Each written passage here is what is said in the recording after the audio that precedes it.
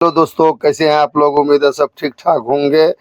तो सलाम आदाब दोस्तों, मैं हूं आपका भाई राजू, हिंदुस्तानी ब्लॉग 99, और निकल पड़े हैं एक सफ़र पे इंदौर से मुंबई के लिए।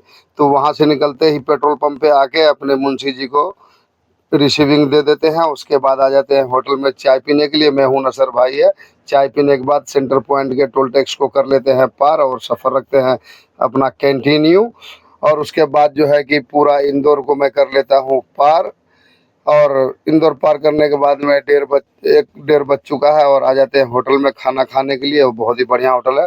आप मेरे साथ बने रहिए, 3 मिनट में मैं आपको इंदौर से मुंबई पहुंचा दूंगा।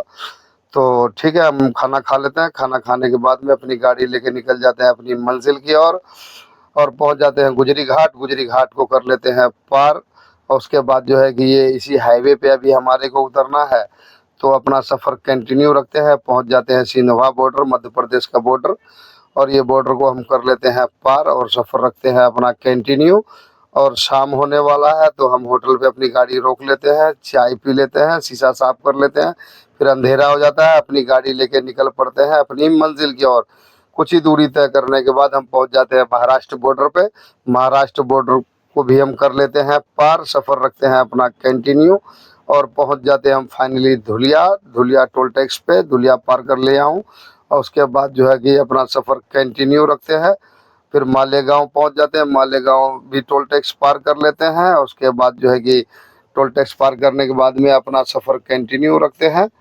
और थोड़ी ही देर में जो है कि एक और टोल टैक्स आ जाता है, इसको भी मैं कर लेता हूँ पार और पहुँच जाते हैं थोड़ी देर में चांदवर घाटी है। चांदवर घाटी को भी चढ़ लेता हूँ। फिर से एक टोल टैक्स आता है, उसको मैं पार कर लेता हूँ। और उसके बाद जो है कि फिर एक टोल आता है, इसको मैं पार कर लेता हूँ। सफ़र रखते हैं अपना कंटिन्यू और पहुँच जाते हैं नासिक। नासिक को पार कर लेते हैं। उसके बाद एक खतरनाक घाटी कसारा घाट में पहुँच जाते हैं, जो कि बहुत ही खतरनाक है। ये घाट को भी मैं उतर लेता हूँ। फिर रुक के एक कप चाय पी लेता हूँ। चाय पीने के बाद में सुबह हो जाता है, परगा टोल टैक्स पे पहुँच जाता हूँ। और परगा टोल टैक्स को पार करने के बाद में एक सब्सक्राइबर भाई जो है कि हमारे को आवाज़ दिया और रोके, हाथ मिलाए, उससे बात किया। उसके बाद फिर यहाँ से हम निकल पड़े हैं। यहाँ से अपना गोदाम थोड़ा ही दूर बचा है, तो हम फाइनली पहुँच जाते हैं अपने गोदाम में। और पेपर लेके अंदर जाके एंट्री करा देते हैं गार्ड भैया को और फिर से जो है कि अपनी गाड़ी में आ जाते हैं। आप लोग को अगर अच्छा लगा हो तो लाइक एंड सब्सक्राइब जरूर कीजिएगा। फेसबुक इंस्टाग्राम को फॉलो कीजिएगा। बाय।